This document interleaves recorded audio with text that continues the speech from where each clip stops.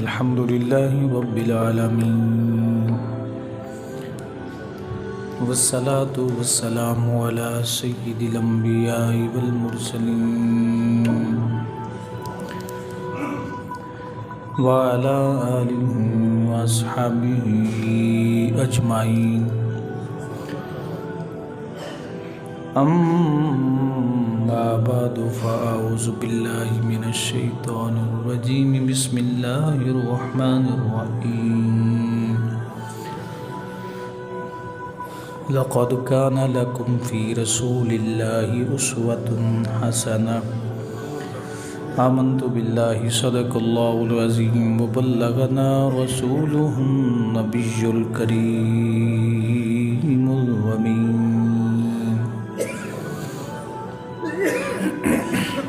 إن الله وملائكته يصلون على النبي يا أيها الذين آمنوا صلوا عليه وسلموا تسليما الصلاة والسلام عليك يا سيدي يا رسول الله الصلاة والسلام عليك يا سيدي يا رحمة للعالمين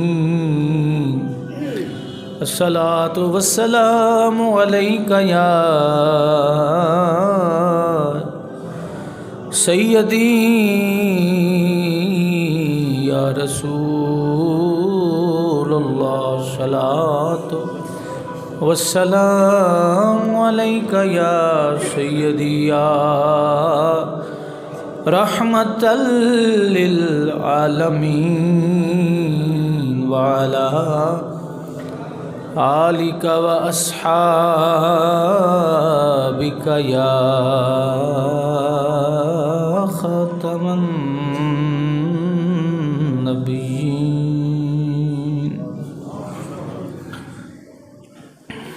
حمد و صلات کے بعد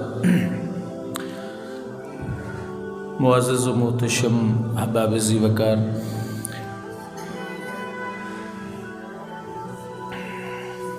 دنیا میں زہد کا اختیار کرنا سیرت مصطفیٰ کریم صلی اللہ علیہ وسلم کا ایک روشن پہلو.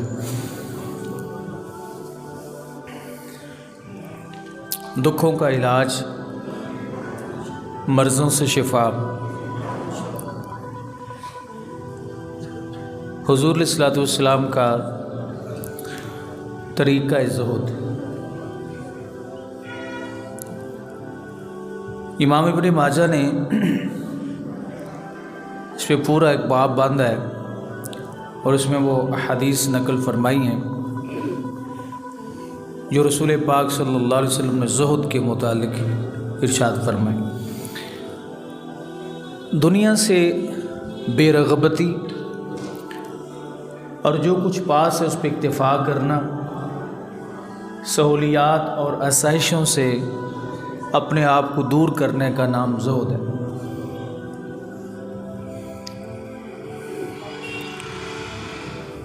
نبی کریم علیہ السلام نے اپنی سیرت طیبہ اور اپنی پاکیزہ زندگی میں اس چیز کو ملحوظ رکھا، ورنہ کسی دولت کی آپ کو کمی نہیں تھی. آپ نے امیری کے باوجود، اس پر اختیار ہونے کے باوجود فقر کو اختیار کیا اور بڑی قلیل سی چیزوں پہ میرے آقا کریم صلی اللہ علیہ وسلم نے اکتفا کرتے ہوئے اپنی خوبصورت 63 سالہ زندگی اس دنیا میں گزاری.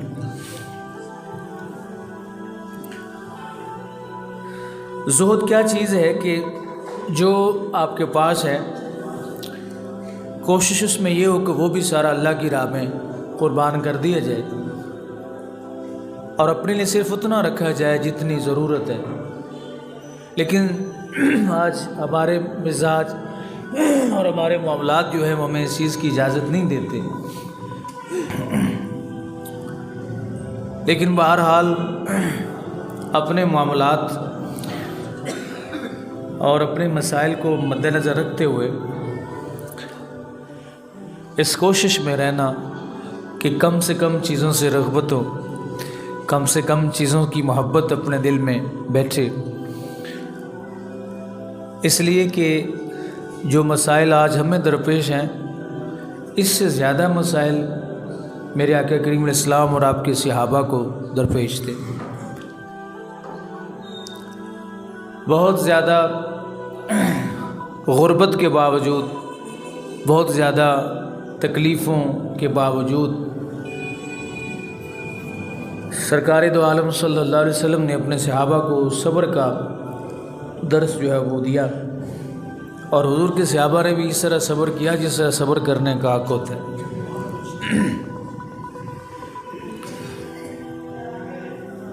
حضرت ابو ذر غفاری رضی اللہ تعالیٰ عنہ بیان کرتے ہیں،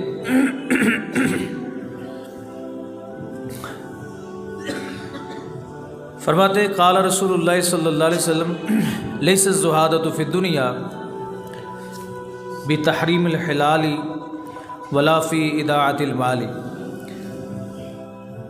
سرکار دو عالم صلی اللہ علیہ وسلم نے فرمایا کہ یہ زہد نہیں ہے کہ آدمی حلال کو حرام قرار دے دے اور مال کو ضائع کر دے. جو کمایا ہوا حلال مال ہے اس کو ضائع کرنا یہ ایسے ہی ہے جیسے حلال کو حرام کے مترادف ٹھہرایا. فرمایا ہر چیز سب کچھ ضائع کر دینا اسے بھی زہد نہیں کہتے کہ بندہ کہے کہ اب مجھے کسی شے کی ضرورت نہیں ہے، میں زہد و تقوی اختیار کرنا چاہتا ہوں، لہٰذا نہ مجھے مال کی ضرورت ہے نہ مجھے عیشوں کی ضرورت ہے. سرکار دو عالم صلی اللہ علیہ وسلم فرمایا کہ زہد یہ ہے کہ جو کچھ تمہارے پاس ہے تمہارے نزدیک وہ اس سے زیادہ قابل اعتماد نہیں ہونا چاہیے جو اللہ کے ہاں موجود ہے. اس دنیا میں جو موجود مال ہے اس پر اتنا اعتماد نہ کرنا اور اس کو محبوب نہ جاننا، اس سے جو اللہ تعالیٰ کے پاس ملنا ہے، جو رب کائنات کی بارگاہ میں تمہارے لیے رب ذوالجلال نے جو رکھا ہے وہ زیادہ محبوب ہو. تمہیں اپنے دنیا کے مال کے اوپر یا دنیا کی عیشوں کے اوپر اعتماد نہیں کرنا چاہیے. حضرت ابو خلاد رضی اللہ تعالیٰ عنہ جنہیں صحابی ہونے کا شرف حاصل ہے، آپ فرماتے ہیں کہ رسول پاک صلی اللہ علیہ وسلم نے فرمایا اذا رأیتم الرجل قد اوتی زہدا فی الدنیا، کہ جب تم کسی ایسے شخص کو دیکھو کہ جس کو دنیا میں زہد عطا کیا گیا ہو، تو رسول پاک صلی اللہ علیہ وسلم نے اس کی علامتیں بیان کی. جس کو دنیا میں زہد عطا کیا گیا، میں نے اس کی تعریف پہلے عرض کر دی کہ زہد یہ ہوتا ہے کہ بندہ مال و دولت سے، سہولیات سے اپنے آپ کو دور رکھنے کی کوشش کرے. تو یا رسول اللہ اس میں کون سی دو علامتیں ہیں؟ نبی کریم صلی اللہ علیہ وسلم نے فرمایا کہ ایک تو اس کے اندر علامت یہ ہوگی وقلۃ منطق، باتیں کم کرے گا. یعنی سب سے بڑی علامت حضور اسلام نے فرمایا زاہد کی یہ ہے کہ وہ گفتگو کم کرے گا، ہر وقت بولتے رہنا، بے جا بولتے رہنا اور بغیر ضرورت کے بولتے رہنا. بعض لوگوں کی عادت ہوتی ہے نا، اور یہ ضرورت کے بغیر جو بولنا ہوتا ہے اس میں دو تین چیزیں اس کے پیچھے کار فرما ہوتی ہیں. ایک تو یہ کہ بندہ مصروف نہ ہو.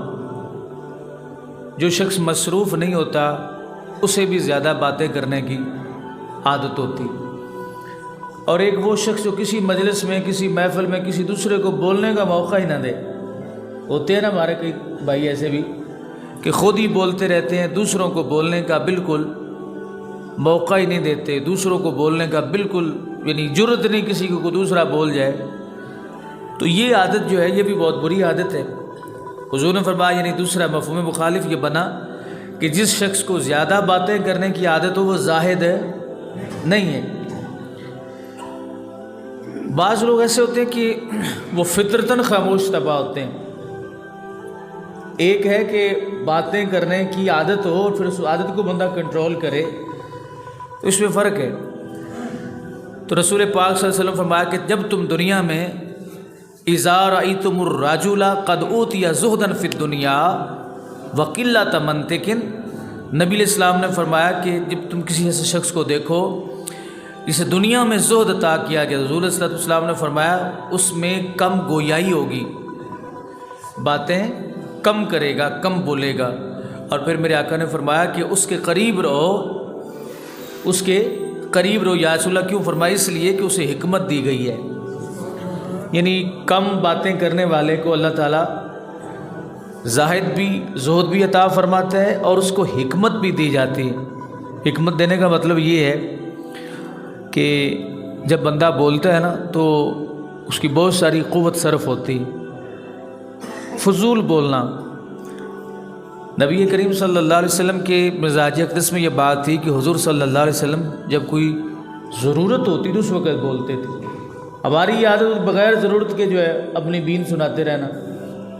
کوئی دو چار بندے مجلس میں بیٹھے ہیں تو کوئی ایسا واقعہ کسی نے چھیڑ دیا نا کہ فلاں جگہ پہ ایسا ہوا، اب اس نے ایک موضوع دے دیا۔ اب ہر شخص کی یہ خواہش ہے کہ وہ اس پہ ایک ایک واقعہ جو ہے فضول میں بیان کرتا جائے۔ میرے ساتھ ایسے ہوا، کسی نے کوئی ڈاکہ کی بات چھیڑ دی، فلاں جگہ پہ ڈاکہ ہوا، تو ہماری خواہش یہ ہوتی ہے کہ اس نے سنائی تو میں اس سے زیادہ عجیب بات لوگوں کو سنا۔ یہ کتنی فطرت کے قریب ترین بات ہے۔ اور پھر جب باتیں کہی جاتی ہیں، بیان کی جاتی ہیں، تو ان میں پھر اصل باتیں کم ہوتی ہیں، اپنی طرف سے زیادہ شامل ہو جاتی ہیں، جس کا شمار جو ہے وہ جھوٹ کے اندر ہو جاتا ہے، پھر بندہ اور طرف نکل جاتا ہے۔ تو کم بولنا جو ہے اس سے دماغ جو ہے اس میں حکمت بھی آتی ہے، دماغ جو ہے وہ زیادہ کام کرنے لگ جاتا ہے۔ بولنے سے طاقت لگتی ہے، ضائع ہوتی ہے فضول بولنے سے۔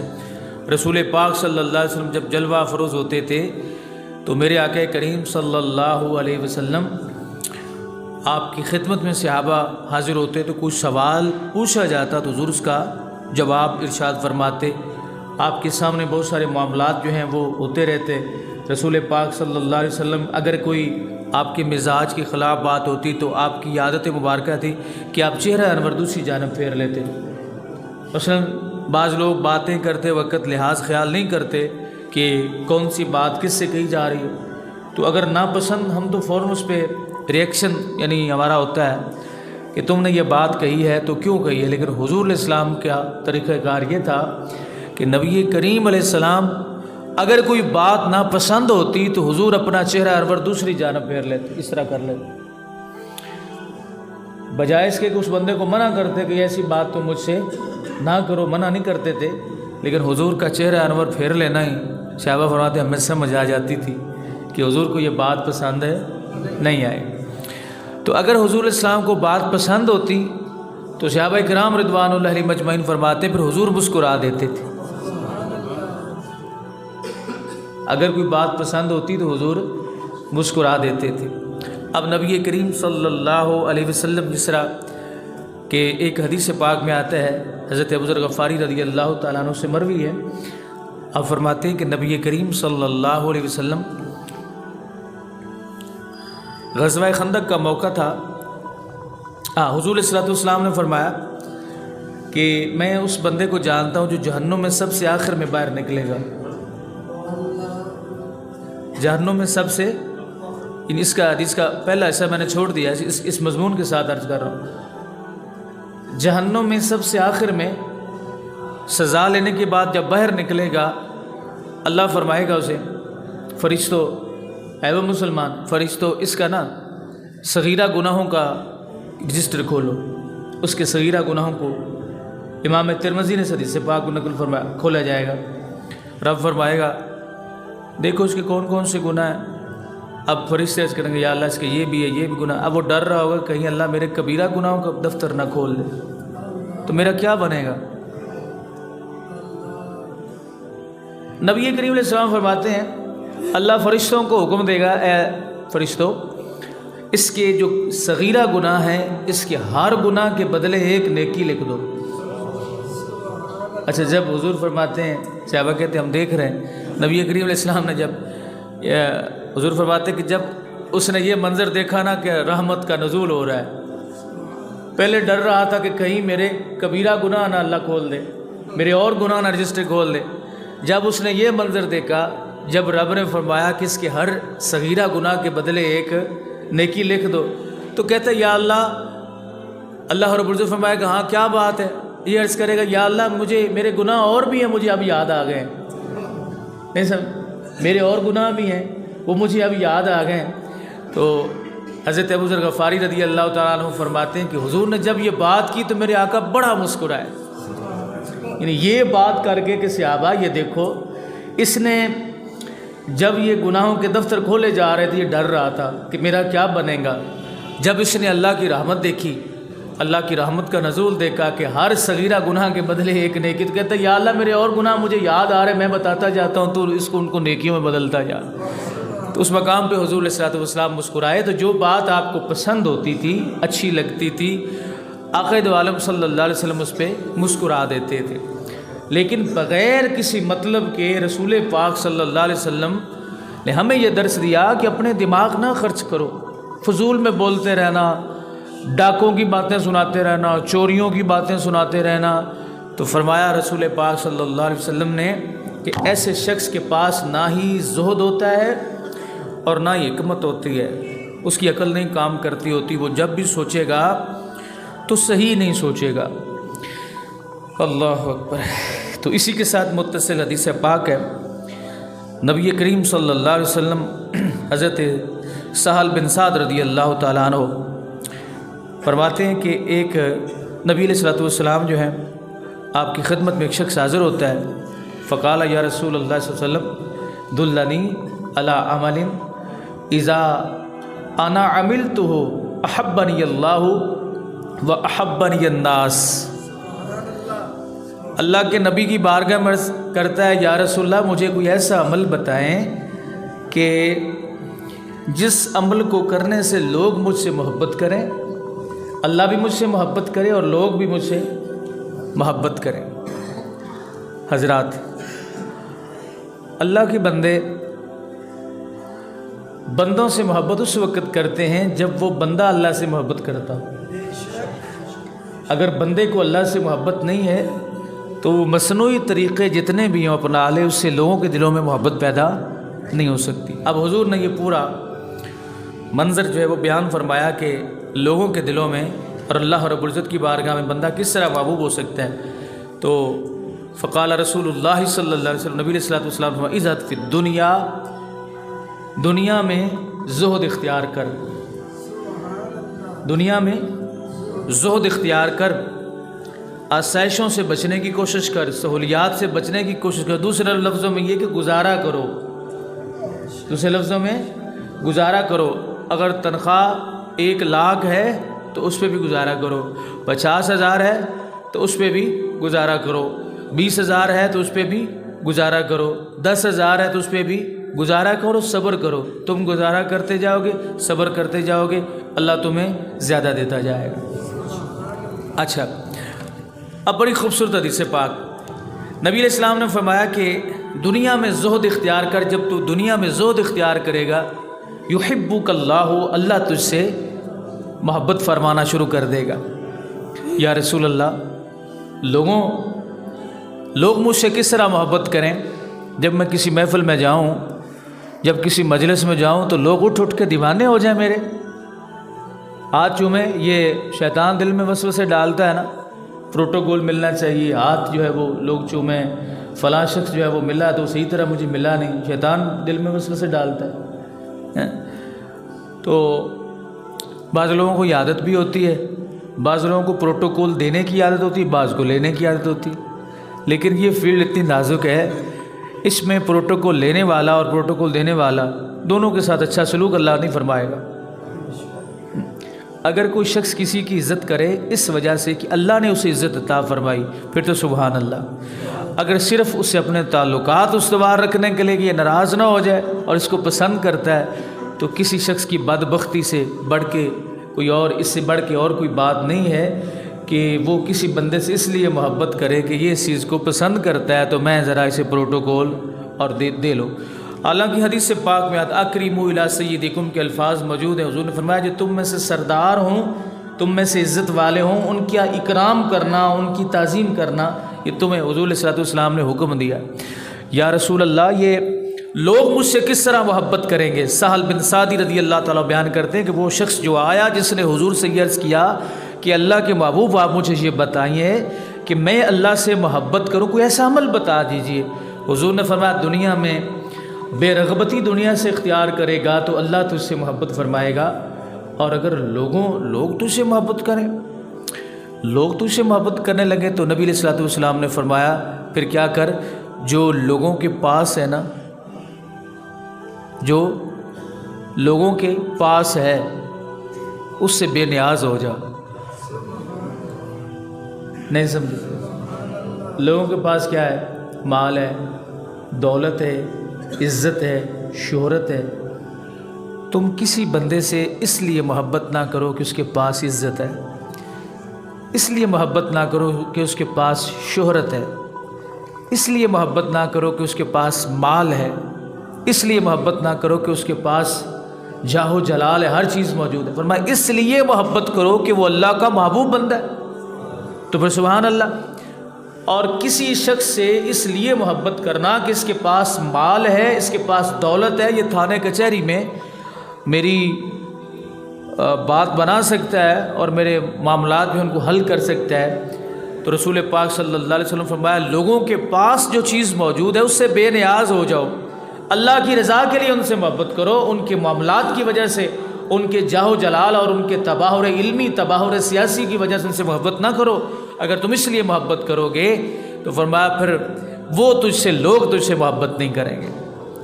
یعنی یہ ایسا نسخہ میرے آقا کریم صلی اللہ علیہ وسلم نے بتا دیا جو نسخہ کسی ڈاکٹر کی، کسی حکیم کی، کسی طبیب کی دکان سے ملنے والا نہیں ہے۔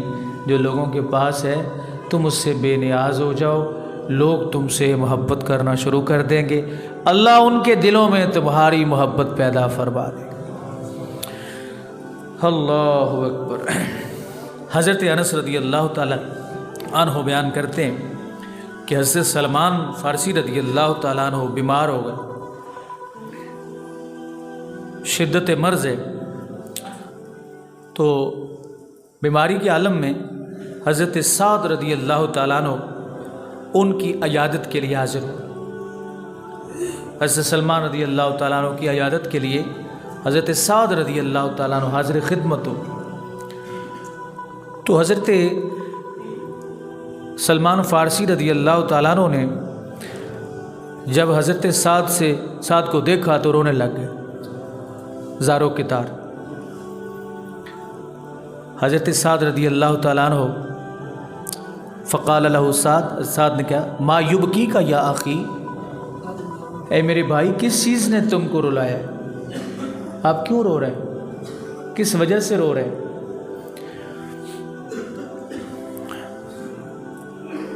کیا آپ کو نبی کریم صلی اللہ علیہ وسلم کا کہ صحابی ہونے کا شرف حاصل نہیں ہے؟ الیسا قد صحبت رسول اللہ صلی اللہ علیہ وسلم، کیا آپ نے رسول پاک صلی اللہ علیہ وسلم کی صحبت میں وقت نہیں گزارا؟ انہیں حضرت سعد رضی اللہ تعالیٰ عنہ کے بیان کرنے کا یہ سوال پوچھنے کا مقصد یہ تھا کہ صحابی ہونا یہ کوئی عام بات نہیں ہے، یہ بہت بڑا منصب ہے، بہت بڑا منصب رضی اللہ عنہم۔ یہ ایک منصب کیا کم ہے کہ اللہ ان پہ راضی ہو جائے اور اپنی رضامندی کا اعلان رب ذوالجلال قرآن میں فرما دے، وہ حضور کے صحابہ کی ذات ہے۔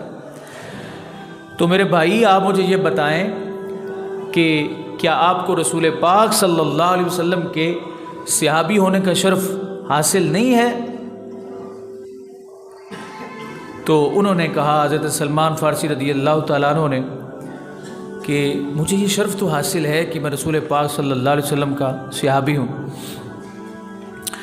حضرت سلمان کہنے لگے کہ مجھے نا دو باتوں پر رونا نہیں آ رہا، نہ میں اس بات پہ رو رہا ہوں کہ دنیا چھوڑ کے جا رہا ہوں اور دنیا مجھ سے چھوٹ رہی ہے۔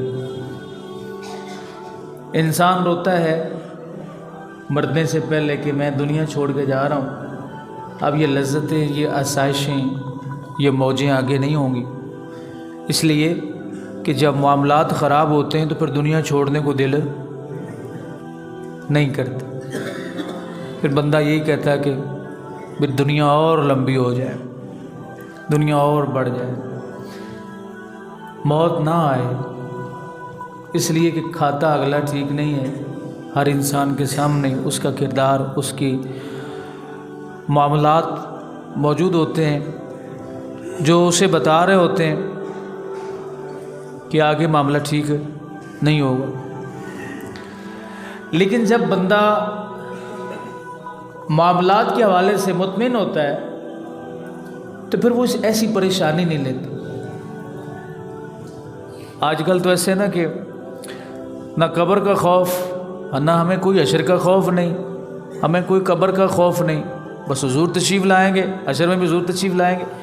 میرے بھائی، یہ ہمارا عقیدہ ہے کہ رسول پاک صلی اللہ علیہ وسلم کی رحمت سے ہم نا امید نہیں ہیں، لیکن اپنی تسلیاں تو نہ کریں۔ اس کا یہ مطلب ہرگز نہیں ہے کہ آقا دو عالم صلی اللہ علیہ وسلم ہم جتنے مرضی اللہ تعالیٰ کی نافرمانی کرتے رہیں، حضور تشریف لائیں گے، بس معاملات سیدھے ہو جائیں گے۔ الایمان بین الخوف والرجاء، ایمان خوف اور امید کی درمیانی حالت کو کہا جاتا ہے۔ انسان اپنے عمل میں بھی بہتری لانے کی کوشش کرے اور رسول پاک کی رحمت اور ان کی شفاعت پر بھی عقیدہ مضبوط رکھے۔ ایک شخص اپنے قیمتی مال اور قیمتی خزانہ جو ہے ایک کمرے کے اندر رکھتا ہے اور اس کا دروازہ کھول دیتا ہے۔ اب وہ کہتا ہے میں آیت الکرسی پڑھ کے چلا جاتا ہوں تو اس کے قریب کوئی نہیں آئے گا۔ کیوں جی؟ ٹھیک ہے ایسے؟ ایک شخص گاڑی میں بیٹھ جاتا ہے اور اس کا 5واں گیئر لگا کے اس کی بریک سے پاؤں اٹھا لیتا ہے، کہتا ہے یہ اللہ کے سہارے جا رہی ہے، یا اس کا اسٹیئرنگ چھوڑ دیتا ہے، کہتا ہے یہ اللہ کے سہارے جائے گی، اگر میری تقدیر میں یہ لکھا ہے تو میں مر جاؤں گا۔ پتہ چلا اللہ تعالیٰ نے اس دنیا میں انسان کو مختار بنایا ہے۔ اللہ رب العزت نے اس دنیا میں انسان کو بے اختیار نہیں بنایا، یہ اس کے اختیار میں ہے۔ فرمایا تم اپنی طرف سے تمام معاملات کو ٹھیک کرنے کی کوشش کرو، باقی ساری باتیں اللہ اور اس کے رسول پہ چھوڑ دو۔ اپنے گھر کا خزانہ جو ہے اس پر آیت الکرسی، پہلے اس کا مکان کا دروازہ بند کرو، اسے تالا لگاؤ، پھر آیت الکرسی پڑھ کے اللہ کے سپرد کر دو۔ یعنی یہ بھی تو حکم ہے۔ تو فرمایا یہ جو بندہ یہ بات کہنا کہ ہمیں حشر میں ڈر کس کا ہے، قبر پہ خوف کوئی نہیں، ہم تو حضور کے غلام ہیں۔ بھائی اگر آپ ہو سکتے ہیں صحیح معنوں میں غلام اگر ہیں تو سبحان اللہ، لیکن پھر بھی ایسے جملے عوام کے سامنے کسنے نہیں چاہیے جن سے بے روی کا لوگ شکار ہو جائے۔ بعض لوگ تو ایسے کہہ دیتے ہیں کہ سنی کہتے ہیں جی ہمیں تو کسی شے کی ضرورت ہی نہیں ہے۔ اور بھائی کیوں ضرورت نہیں؟ اللہ تعالیٰ نے قرآن میں رسول پاک صلی اللہ علیہ وسلم کی عظمت کو بیان کرتے ہوئے جہاں بھی رب ذوالجلال نے آپ کی بشارتوں کا تذکرہ فرمایا وہاں پہ انذار بھی ذکر فرمایا۔ آپ کو مبشر بنایا ہے تو رب کائنات نے آپ کو نذیر بھی بنایا۔ اللہ اکبر۔ سیدہ طیبہ طاہرہ سیدہ فاطمہ الزہرا رضی اللہ تعالی عنہ، سلمان فارسی رضی اللہ تعالیٰ عنہ کہہ رہے ہیں میں اس لیے نہیں رو رہا کہ میں دنیا سے جا رہا ہوں، مجھے اس بات کی کوئی دکھ نہیں ہے، کوئی افسوس نہیں ہے۔ یقیناً دنیا کو، اس سے یہ بھی ثابت ہوتا ہے نا کہ دنیا کو چھوڑ کے جانا یہ انسان کے لیے مشکل ہوتا ہے۔ اور آپ کو اگر بتا دیا جائے کسی شخص کو کہ آپ نے اتنے گھنٹے بعد آپ کی موت واقع ہو جائے تو انسان روتا ہے۔ کیوں روتا ہے؟ دنیا چھوٹ رہی ہے اور اگلا معاملہ ٹھیک نہیں ہے۔ سیدہ طیبہ طاہرہ فاطمہ الزہرا رضی اللہ تعالیٰ عنہ، مشہور حدیث پاک ہے، آپ نے سنی ہوئی ہے، نبی کریم صلی اللہ علیہ وسلم آپ آخری لمحات میرے آقا کریم علیہ السلام کے تھے، اور سیدہ فاطمہ الزہرا رضی اللہ تعالیٰ عنہ حضور کے پاس تھیں۔ ایک شخص آیا، اس نے دستک دی، سیدہ نے پوچھا کون؟ اس نے عرض کیا کہ میں عرابی ہوں، دیہاتی ہوں، نبی علیہ السلام سے ملنا ہے۔ تو سیدہ فاطمہ الزہرا نے فرمایا کہ میرے ابا جان کی طبیعت علیل ہے، تم پھر کبھی آ جانا۔ اس نے بار بار سوال کیا، سیدہ نے فرمایا تمہیں حیا نہیں آتی؟ میں بار بار تمہیں کہہ رہی ہوں کہ میرے ابا جان کی طبیعت علیل ہے، پھر کسی وقت آ جانا۔ جب سیدہ کائنات رضی اللہ تعالیٰ عنہ نے یہ فرمایا نا، تو وہ جو اس کی آواز جو تھی رسول پاک صلی اللہ علیہ وسلم نے سنی، آپ کے چہرہ انور پہ کپڑا تھا، آپ نے کپڑا ہٹایا اور کہا فاطمہ بیٹی اس کو اندر آنے دو، یہ عرابی نہیں ہے، دیہاتی نہیں ہے، یہ وہ ہے جو بیویوں کے سروں سے ان کے سہاگ چھین لیتا ہے، یہ وہ ہے جو بچیوں کو یتیم کر دیتا ہے، یہ وہ ہے جو ماؤں سے بیٹوں کو چھین لیتا ہے، اولاد سے والدین کو چھین لیتا ہے، اس کو آنے دو۔ تو سیدہ فاطمہ الزہرا رضی اللہ تعالیٰ عنہ اس سے پہلے حضور خبر دے چکے تھے۔ نبی علیہ الصلوۃ والسلام نے حضرت اسرائیل علیہ السلام جب حاضر ہوئے تو حضور علیہ الصلوۃ والسلام نے پتہ کیا فرمایا؟ فرمایا اسرائیل جتنی تمہاری طاقت ہے، جتنی تمہاری طاقت ہے، جتنا دکھ نزاع کے وقت، روح کے نکلنے کے وقت دے سکتے ہو، سارے کا سارا دکھ مجھے دے لو، پر میری امت کو دکھ نہ دینا۔ فرمایا جتنی تمہاری طاقت ہے، تم نزاع کے روح نکالنے کے وقت جتنی اذیت دے سکتے ہو، جتنی تکلیف دے سکتے ہو، رسول کریم علیہ السلام نے فرمایا وہ تم مجھے دے لو، لیکن میری امت کو نزاع کے وقت اتنی اذیت نہ پہنچانا۔ اب اس سے یہ اندازہ لگا سکتے ہیں آپ کہ نزاع کے وقت جب روح کے نکلنے کا وقت ہوتا ہے تو یہ انتہائی سخت معاملہ ہوتا ہے، لیکن میرے آقا کریم علیہ السلام کی محبت اپنی امت سے اس قدر ہے کہ حضور جاتے ہوئے بھی، دنیا کو چھوڑتے وقت بھی، میرے آقا کریم صلی اللہ علیہ وسلم یہی فرما رہے ہیں کہ مجھے دکھ دے لو، میری امت کو دکھ نہ دینا۔ سیدنا علی المرتضیٰ رضی اللہ تعالیٰ عنہ فرماتے ہیں کہ میں وہ شخص ہوں جس نے رسول کریم صلی اللہ علیہ وسلم کو قبر انور میں رکھنے کے بعد سب سے آخر میں آپ کو دیکھا، یعنی سب سے آخر میں حضور علیہ السلام کی قبر سے باہر آیا۔ مولا کائنات سیدنا علی المرتضیٰ رضی اللہ تعالیٰ عنہ فرماتے ہیں کہ نبی کریم صلی اللہ علیہ وسلم کے پاس سے جب میں جدا ہو رہا تھا، باہر نکل رہا تھا، تو میں نے حضور علیہ السلام کے چہرہ انور کے ساتھ آپ کے لبوں کو ہلتے دیکھا، قبر میں لبوں کو ہلتے دیکھا۔ میں نے قریب کان کر کے سنا تو حضور فرما رہے تھے ربی حبلی امتی، اے اللہ میری امت، میری امت معاف کر دے مولا، میری امت۔ لوگوں کو دنیا سے جاتے ہوئے دنیا کا خیال ہوتا ہے، ہم دنیا کو چھوڑ رہے ہیں۔ سیدہ فاطمہ الزہرا فرماتی ہیں کہ جب رسول کریم علیہ السلام نے مجھے یہ خبر دی کہ فاطمہ میں دنیا سے جا رہا ہوں، آپ رونے لگے۔ یہ بعد میں راز حضرت سیدہ عائشہ رضی اللہ تعالیٰ عنہ نے پوچھا حضرت فاطمہ الزہرا سے، تو حضرت فاطمہ نے بعد میں بتایا۔ سیدہ عائشہ صدیقہ رضی اللہ تعالیٰ عنہ ایک زیرک ماں ایک زیرک بیٹی سے پوچھ رہی ہے کہ بیٹی میں تجھے قسم دیتی ہوں، بتا تو حضور علیہ السلام کی آخر میں تجھ سے کیا گفتگو ہوئی تھی؟ تو سیدہ فاطمہ الزہرا نے کہا امی جان، میرے بابا جان مجھ سے یہ فرما رہے تھے، انہوں نے مجھے یہ کہا پہلی مرتبہ کہ میں اس دنیا سے جا رہا ہوں تو میں رونے لگ گئی۔ اب نبی کریم علیہ الصلوۃ والسلام نے جب میری گریہ زاری دیکھی، میرا رونا دیکھا، میری یعنی رو میں اس لیے رہی تھی کہ میرے والد مجھ سے جدا ہو رہے، تو سیدہ فاطمہ الزہرا رضی اللہ تعالیٰ عنہ آپ فرماتی ہیں کہ حضور نے پھر مجھے کہا کہ بیٹی ذرا میرے قریب آؤ۔ جب میں قریب ہوئی تو حضور نے میرے کان میں کہا کہ بیٹی میرے اہل بیت میں سب سے پہلے فوت ہو کے تو میرے پاس پہنچے گی۔ تو سیدہ طیبہ طاہرہ رضی اللہ تعالیٰ عنہ آپ فرماتی میں ہنسنے لگ گئی۔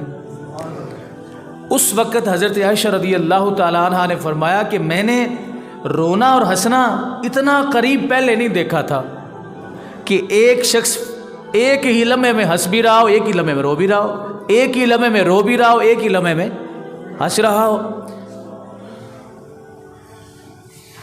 اچھا، ہمیں کوئی خبر دے کہ آپ دنیا سے تشریف لے جانے لگے، ہم روئیں گے ہنسیں گے؟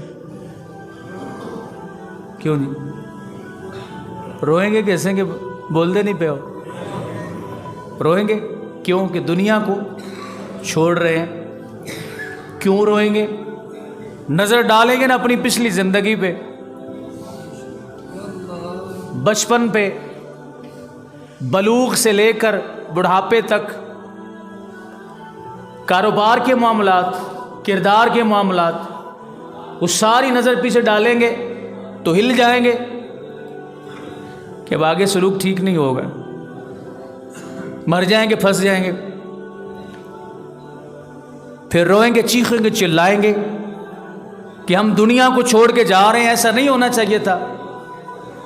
لیکن جب یہ یقین کامل ہو کہ اعمال بھی اچھے ہیں اور اللہ کی بارگاہ میں یہ امید رکھ کے زندگی گزارو کہ یا اللہ تو ان کو قبول بھی فرمائے گا اپنی رحمت سے، اور قبر میں پہنچیں گے تو 1400 سال پہلے دنیا میں تشریف لانے والی ہستی کی زیارت بھی نصیب ہوگی، تو پھر بندہ پریشان نہیں ہوتا، پر خوش ہوتا ہے۔ سیدہ فاطمہ الزہرا نے یہ روش ہمیں عطا فرمائی کہ جب بارگاہ مصطفیٰ میں حاضری نصیب ہونے کا کامل یقین ہو، اور اللہ کے نبی بھی انہیں فرما رہے ہیں کہ بیٹی تو میرے اہل بیت میں سب سے پہلے میرے پاس پہنچے گی، فرمایا پر اس وقت روتے نہیں ہیں، اس وقت لبوں پہ کیا ہوتی ہے؟ مسکراہٹ ہوتی ہے۔ قبر میں سرکار آئیں تو میں قدموں پہ گروں، اور فرشتے مجھ سے پوچھیں تو میں ان سے یوں کہوں مر کے پہنچا ہوں یہاں اس دل ربا کے واسطے۔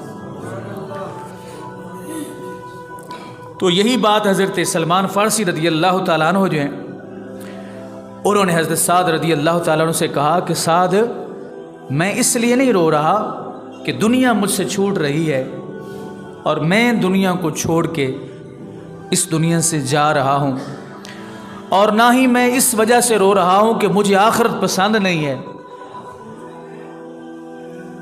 بات سمجھ رہے ہیں نا؟ یعنی دو چیزیں حضرت سلمان فارسی رضی اللہ تعالیٰ عنہ نے بوقت وصال حضرت سعد رضی اللہ تعالیٰ عنہ سے فرمائی کہ نہ میں اس لیے رو رہا ہوں کہ دنیا مجھ سے چھوٹ رہی ہے، اور نہ میں اس لیے رو رہا ہوں کہ مجھے آخرت پسند نہیں ہے۔ مجھے آخرت بھی پسند ہے اور مجھے دنیا کی طلب بھی نہیں ہے، رو میں اس وجہ سے رہا ہوں۔ اللہ اکبر، بڑی کمال بات ہے۔ حضرت سلمان رضی اللہ تعالیٰ فرماتے ہیں حضرت سعد سے کہ سعد، رو میں اس لیے رہا ہوں کہ نبی کریم صلی اللہ علیہ وسلم نے مجھ سے یہ عہد لیا تھا، مجھ سے یہ وعدہ لیا تھا، حضور نے عہد لیا تھا، میرا خیال ہے کہ میں اس عہد کی خلاف ورزی کر رہا ہوں، اور میں نے خلاف ورزی کی ہے۔ چونکہ مضمون میں نے ابتداً آپ سے عرض کیا کہ حضور علیہ الصلوۃ والسلام نے جب فرمایا نا کہ اس نے شخص نے عرض کیا یا رسول اللہ مجھ سے محبت کرے، کوئی ایسا عمل بتائیں اور لوگ مجھ سے محبت کریں۔ حضور نے فرمایا رب تجھ سے اس وقت محبت کرے گا کہ تم دنیا میں زہد اختیار کرو، بے رغبت ہو جاؤ، اور بندے تجھ سے اس وقت محبت کریں گے جب جو لوگوں کے پاس ہے اس سے ذرا کسی بڑے کو دیکھ کے آگے پیچھے نہ ہوا کرو کہ مال یہاں سے ملے گا۔ کوئی محفل میں آ جائے کوئی روپیوں والا، پیسوں والا، تو اس کے نعرے جو ہے اس نیت سے نہ لگایا کرو کہ یہ ویلے جو ہے وہ دے گا، اس کا کھڑے ہو کے اس لیے استقبال کرو اگر آپ کے دل میں خلوص ہے تو۔ لیکن اس وجہ سے اس کا استقبال نہ کرو کہ وہ تمہیں مال جو ہے وہ دے گا۔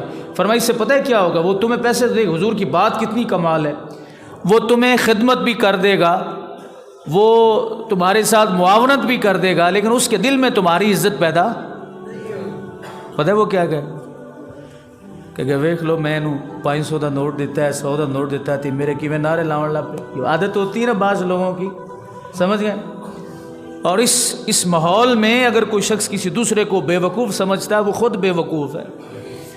بندہ یہ سمجھتا ہے نا کہ میں کوئی ایسی حرکت کروں جس سے دوسروں کو پتہ نہ چلے، اور میں چالاکی کر رہا ہوں کہ جس سے دوسروں کو خبر نہ ہو، دوسروں کو پتہ نہ چلے، تو وہ چالاکی جو تم کر رہے ہو نا، اپنے آپ میں تیز بن رہے ہو، تم اس سے بے خبر ہو کہ دوسروں کے دلوں میں تمہاری عزت پیدا ہو رہی کہ نہیں ہو رہی۔ ہر بندہ تمہاری ہر بات پہ فوکس کیے، تمہاری ایک ایک حرکت پہ نظر رکھے ہوئے، اور جو شوخی کرنے والا ہوتا ہے نا اس کا حال اچھا نہیں ہوتا۔ ایک حدیث مجھے یاد آ رہی کہ امام ترمذی نے نقل فرمائی کہ غزوہ خندق میں نا ایک شخص بڑی شوخی کر رہا تھا، اس کے پاس ڈھال تھی، ڈھال سمجھتے نا، جو وار کو روکنے میں کام آتی۔ حضور علیہ الصلوۃ والسلام ایک جگہ پہ جلوہ فرما ہو کے دیکھ رہے ہیں حضور سارا منظر، بڑی شوخی کر رہا ہے، کبھی وہ ڈھال کو ادھر کرتا ہے، کبھی ادھر کرتا ہے، کبھی ادھر کرتا ہے، کبھی دائیں کرتا ہے، کبھی بائیں کرتا ہے، وہ تیر روکتا ہے، وہ حملہ روکتا ہے، اور خوش ہو رہا تھا کہ میں بڑا کام کر رہا ہوں۔ یہی حضرت سعد رضی اللہ تعالیٰ عنہ، حضور کے صحابی دور بیٹھے، انہوں نے لگایا نا گھٹنا زمین پہ اور نشانہ تکا کے لگایا اس کو تیر کا۔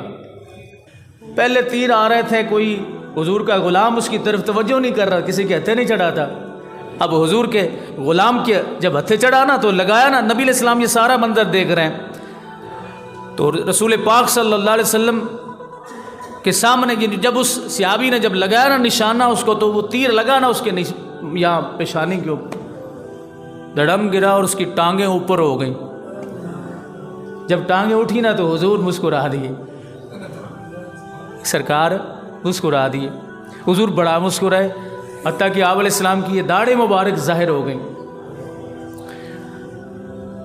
صحابہ کرام فرماتے ہیں حضور کے قریب ہوئے، عرض کہ یا رسول اللہ صلی اللہ علیہ وسلم، یہ آپ اتنا کیوں مسکرائے، آپ کیوں مسکرائے؟ تو حضور علیہ الصلوۃ والسلام، میں اس کی طرف دیکھ رہا تھا، یہ شوخی کتنی کر رہا تھا، لگا نا اب میرے صحابی کا تیر اس کو لگا تو پتہ چلا نا اس کو،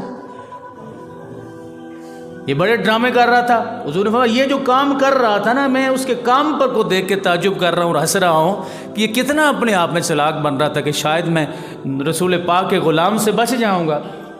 اب یہ ہتھے نہیں چڑھا تھا، تو جو اس نے یہ کام کیا، میں اس کی حرکت کو دیکھ کے رسول پاک صلی اللہ علیہ وسلم فرماتے ہیں مسکرایا ہوں، اور اتنا حضور مسکرائے۔ صحابہ کہتے ہیں ہمیں آج تک وہ منظر غزوہ خندق والا یاد ہے کہ حضور علیہ الصلوۃ والسلام مسکرا رہے تھے اور حضور کے صحابہ حضور کی طرف دیکھ رہے تھے، جنگ ہو رہی ادھر، سرکار مسکرائے، یوں مسکرائے کہ جان سی کلیوں میں پڑ گئی، یوں لب کشا ہوئے کہ گلستان بنا دیا۔ تو شوخی کرنے والا جو شخص ہوتا ہے، اس کی شوخی سے ہر بندہ واقف ہوتا ہے، اس کے لباس سے واقف ہوتا ہے کہ اس کے ہر انسان کے جو اندر ہوتا ہے وہ باہر چھلک جاتا ہے، آ جاتا ہے۔ تو حضرت نبی علیہ الصلوۃ والسلام کی فرمانے کا مقصد یہ ہے، مطلب یہ ہے کہ یہ اس طرح کا مزاج شوخی والا نہیں رکھنا چاہیے۔ تم شوخ پن کا مظاہرہ کرو، یہ سمجھو کہ لوگوں کو پتہ نہیں چل رہا، یہ تمہاری بے وقوفی، چاہے آپ کا تعلق جس بھی فیلڈ کے ساتھ ہے، چاہے مذہبی فیلڈ کے ساتھ ہے، غیر مذہبی فیلڈ کے ساتھ ہے، سیاسی فیلڈ کے ساتھ ہے، جو بھی ہے، لوگوں کو فوراً بات کی سمجھ آ جاتی ہے کہ حضرت کیا چاہتے ہیں، میاں صاحب کیا چاہتے ہیں، چودھری صاحب کیا چاہتے ہیں، بٹ صاحب کیا چاہتے ہیں، خان صاحب کیا چاہتے ہیں۔ ہر بندے کو تمہارے ہر بات کی سمجھ آتی ہے۔ اللہ نبی علیہ السلام فرمایا اگر تم لوگوں کے دلوں میں عزت پیدا کرنا چاہتے ہو، محبت پیدا کرنا چاہتے ہو، تو پھر جو ان کے پاس ہے نا ان سے بے نیاز ہو جاؤ، پھر وہ تمہاری خدمت بھی کر کے جائیں گے لیکن ان کے دل میں تمہاری عزت بیٹھ جائے گی۔ تو حضرت سلمان رضی اللہ تعالیٰ عنہ نے کہا کہ سعد، میرا خیال یہ ہے کہ میں نے رسول پاک سے کیے ہوئے عہد کی خلاف ورزی کر بیٹھا ہوں۔ حضرت سعد رضی اللہ تعالیٰ عنہ کہتے ہیں میں نے پوچھا کہ نبی کریم علیہ السلام نے آپ سے کیا عہد لیا تھا؟ اب آپ بھی غور کر رہے ہیں کہ پتہ نہیں آج کون سی دنیا میں سیر کرائی جا رہی ہے۔ حضرت سعد رضی اللہ تعالیٰ فرماتے ہیں میں نے حضرت سلمان سے پوچھا کہ آپ جو یہ فرما رہے ہیں کہ لگتا ہے کہ میں رسول پاک صلی اللہ علیہ وسلم کے فرمان کی، آپ کے عہد جو حضور نے مجھ سے لیا تھا، میں اس کی خلاف ورزی کر بیٹھا ہوں، تو ذرا بتائیے تو صحیح حضور نے آپ سے کیا عہد لیا تھا؟ تو حضرت سلمان رضی اللہ تعالیٰ عنہ فرماتے ہیں کہ نبی کریم صلی اللہ علیہ وسلم نے مجھ سے یہ عہد لیا تھا کہ تم میں سے کسی بھی ایک شخص کے پاس، ایک شخص کے لیے اتنا ساز و سامان کافی ہے جتنا ایک سوار کے پاس ہوتا ہے، جتنا ایک سوار کے پاس ہوتا ہے۔ اور میرا خیال یہ ہے کہ میں نے اس کی خلاف ورزی کی ہے، میں نے اس کی خلاف ورزی کی ہے کہ اس سے زیادہ مال میں نے جمع کیا ہے۔ ہائے ہائے ہائے، تو نہیں آپ نے بات پہ غور کیا، سمجھا، یا اس کو گوا دیا؟ سلمان رضی اللہ تعالیٰ عنہ کہتے ہیں کہ مجھے دنیا سے، ایک بندہ جب دنیا سے جا رہا ہو کا غم دو ہی ہوتے ہیں، دنیا کو چھوڑنے کا اور آخرت کو ناپسند کرنے کا۔ نہ مجھے دنیا کو چھوڑنے کا غم ہے، نہ مجھے آخرت کو ناپسند کرنے کا غم ہے، مجھے غم صرف یہی کھایا جا رہا ہے کہ حضور نے عہد لیا تھا مجھ سے، وعدہ لیا تھا کہ تم نے صرف اپنے پاس اتنا ہی سامان جمع کرنا ہے جتنا ایک سوار کے پاس ہوتا ہے۔ لگتا ہے میں نے اس سے زیادہ جمع کر لیا ہے۔ سوار کے پاس کیا ہوتا ہے؟ سوار کے پاس سواری ہوتی، گھوڑا ہوتا ہے، اور ساتھ کیا ہوتا ہے جی؟ آپ گھر سے نکلیں موٹر سائیکل پہ ہوں، گاڑی پہ ہوں، آپ کتنی چیزیں گھر ساتھ لے کر نکلتے ہیں؟ 5 دن کا کھانا لے کے ساتھ نکلتے ہیں؟ بتائیں جی، نہیں؟ کتنے اس وقت جیب میں کتنے پیسے ہوتے ہیں؟ 2000، 4000، 10000، 15000، یہی کچھ ہوتا ہے۔ جب آپ سواری پہ باہر نکلتے ہیں، چلیں آپ لمبے سفر پہ جائیں، آپ 500 کلومیٹر کے سفر پہ جاتے ہیں، آپ 1 لاکھ روپے اپنے ساتھ لیں گے، کپڑے کتنے جوڑے لیں گے؟ 2 یا 2 کافی ہے۔ تو فرمایا سوار کے پاس اتنا کچھ ہوتا ہے کہ اس کے کپڑے اور چند کھانے کی چیزیں یا زیادہ رہا۔ فرمایا لگتا ہے میں نے ایک مسافر سے زیادہ مال جمع کر لیا ہے۔ اے سعد، او نبی کے غلام، ایک رسول اللہ کا غلام رسول اللہ کے دوسرے غلام سے کہہ رہا ہے مجھے اور کسی چیز کا دکھ نہیں ہے، بس دکھ اس چیز کا کہ میں نے کچھ مال حضور کے فرمان سے بڑھ کے اپنے پاس جمع کر لیا ہے۔ اچھا وہ مال کتنا ہے جناب؟ سنیے، یہ امام ابن ماجہ نے اس کے آخر میں، یہ حضرت انس رضی اللہ تعالیٰ عنہ کی حدیث، اسی روایت میں ایک راوی ہیں جن کا نام ہے ثابت، وہ فرماتے ہیں کہ ہمیں یہ اطلاع ملی کہ حضرت سلمان رضی اللہ تعالیٰ عنہ نے وراثت میں 20 درہم چھوڑے۔ یہ جو 20 درہم فرما رہے ہیں یہ ان کو زائد کہہ رہے ہیں کہ میں نے رسول اللہ صلی اللہ علیہ وسلم سے کیے ہوئے وعدے کو توڑا، میں نے رسول پاک صلی اللہ علیہ وسلم سے کیے ہوئے اس عہد کو توڑا۔ حضور نے مجھ سے عہد لیا کہ تیرے پاس سوار سے زیادہ مال نہیں ہونا چاہیے، ایک مسافر سے زیادہ مال نہیں ہونا چاہیے، میں نے اس عہد کو توڑا ہے۔ ایسا مجھے یہ دکھ کھایا جا رہا ہے۔ اور وہ جو انہوں نے عہد توڑا ہے، اس عہد میں کیا چیز، یعنی کیا کس وجہ سے کتنا توڑا ہے؟ کہ صرف 20 کے قریب درہم جو ہیں وہ حضرت سلمان رضی اللہ تعالی عنہ نے اپنے دنیا سے جانے کے بعد وراثت میں چھوڑے تھے۔ حضرت گرامی، عرض کرنے کا مطلب یہ ہے کہ انسان اس دنیا میں نہ جانے، ہر آدمی اس دنیا میں اتنا کچھ حاصل کرنے کی کوشش کرتا ہے، اور اگر یہ حدیثیں آج پڑھتے ہیں نا، یقین کریں تو ایسے محسوس ہوتا ہے جیسے کوئی خوابوں کی دنیا ہے، لیکن خواب وہ ہیں جو ہم دیکھ رہے ہیں، خواب وہ ہیں جن میں ہم گھرے ہوئے ہیں، یہ حقیقت ہے جو میرے آقا کریم صلی اللہ علیہ وسلم جو ہے وہ بیان فرما رہے ہیں۔ نبی کریم صلی اللہ علیہ وسلم سیدنا ابو ہریرہ رضی اللہ تعالیٰ عنہ سے مروی حدیث سے پاک ہے، آپ فرماتے ہیں کہ رسول پاک صلی اللہ علیہ وسلم نے فرمایا اے آدم کے بیٹے، آپ فرماتے ہیں کہ اللہ رب العزت خطاب فرماتا ہے کہ اے آدم کے بیٹے میری عبادت کے لیے الگ ہو جاؤ، میں تمہارے سینے بے نیازی سے بھر دوں گا، تمہاری غربت کو ختم کر دوں گا، اور اگر تم ایسا نہیں کرو گے تو میں تمہارے سینے کو تفکرات سے بھر دوں گا اور تمہاری غربت بھی کبھی ختم نہیں ہوگی۔ جس چیز میں ہم کامیابی، جن خوابوں میں ہم بیٹھے ہوئے ہیں، اور کوئی بھی شخص اپنے معاملات سے مطمئن نہیں ہے، جس کے پاس جتنا بھی ہے، کوئی کروڑوں میں کھیل رہا ہے تو وہ بھی مطمئن نہیں ہے، لاکھوں والا کروڑوں کی خواہش، کروڑوں والا اربوں کی خواہش۔ لیکن میرے آقا کریم صلی اللہ علیہ وسلم نے فرما دیا کہ دنیا میں صرف اتنا سامان اپنے پاس رکھو، اتنا سامان اپنے پاس رکھو کہ جتنا ایک مسافر کے پاس ہوتا ہے۔ سمجھ آئی بات کی؟ آپ کو نیند آ رہی؟ سمجھ کیا ہے یہ بات؟ آج شعر نہیں پڑھا تو آپ کو نیند آ رہی؟ ذائقے سارے ہونے چاہیے نا۔ میرے آقا کریم صلی اللہ علیہ وسلم، اللہ اکبر، صحابہ کہتے ہیں کہ نبی کریم صلی اللہ علیہ وسلم تشریف لے جا رہے ہیں کہ سہل بن سعد رضی اللہ تعالیٰ سے مروی ہے کہ ذوالحلیفہ میں ہم رسول اللہ صلی اللہ علیہ وسلم کے ساتھ موجود تھے، وہاں ایک مردار بکری پڑی ہوئی تھی جس کے پاؤں چاروں اوپر کی طرف اٹھے ہوئے، اوپر کی طرف پاؤں اٹھے ہوئے تھے۔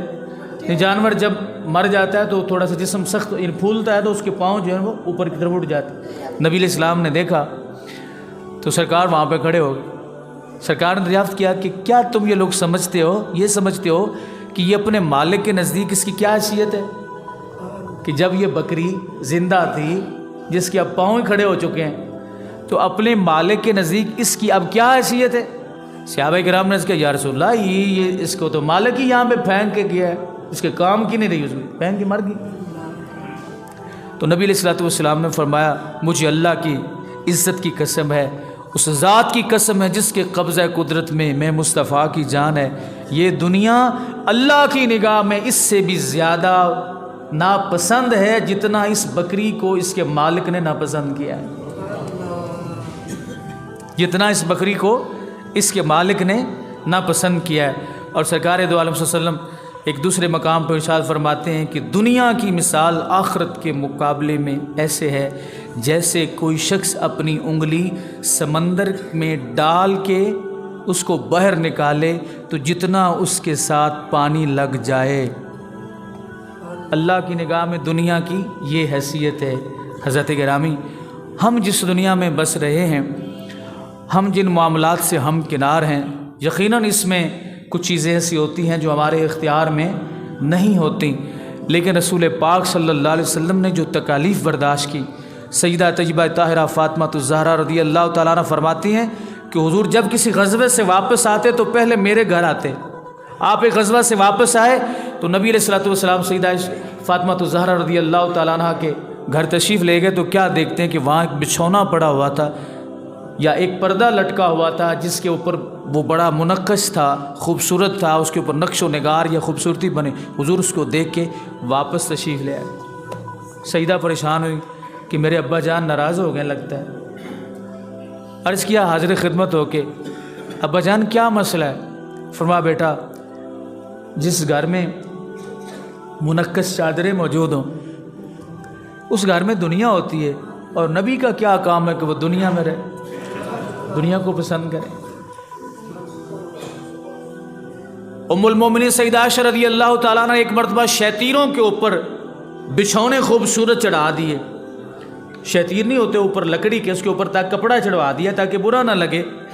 میرے آقا تشریف لے آئے، حضور علیہ الصلوۃ والسلام نے نظر مبارک اوپر دیکھا، سرکار نے فرمایا عائشہ یہ کیا بات ہے، تم نے اینٹ کو پتھر کا لباس پہنا دیا ہے۔ سیدہ فاطمہ الزہرا رضی اللہ تعالیٰ عنہ اور سیدنا علی المرتضیٰ رضی اللہ تعالیٰ ایک دعوت کی، سیدہ فاطمہ کہیں تشریف لے کے دعوت میں، تو سیدہ فاطمہ نے حضرت مولا علی سے عرض کیا کہ آپ رسول اللہ کو بھی بلا، میرے ابا جان کو بلا۔ نبی علیہ السلام تشریف لائے تو وہاں ایک پردہ لٹکا ہوا تھا، آپ نے دونوں ہاتھ دہلیز کے اوپر دروازے کے اوپر رکھ کے کھڑے ہو گئے اور وہاں آگے نہیں جا رہے حضور۔ سیدہ نے عرض کیا ابا جان کیا مسئلہ ہے؟ فرمایا بیٹا جس گھر میں منقش کپڑے موجود ہوں، خوبصورت جو ہے خوبصورتی کے لیے چیزیں موجود ہوں، اللہ کا نبی وہاں نہیں آتا۔ حضور کا زہد مبارک یہ تھا۔ سیدہ عائشہ صدیقہ رضی اللہ تعالیٰ عنہ فرماتی ہیں ساری ظاہری زندگی میں ایک دن بھی میرے آقا نے پیٹ بھر کے کھانا نہیں کھایا، اور ایک ہم ہیں کہ کوئی ہماری زندگی میں ایسا دن نہیں آیا ہوگا بغیر بیماری کے تندرست ہو تو ہم پیٹ بھر کے کھانا نہ کھائیں. بات سمجھ رہے ہیں؟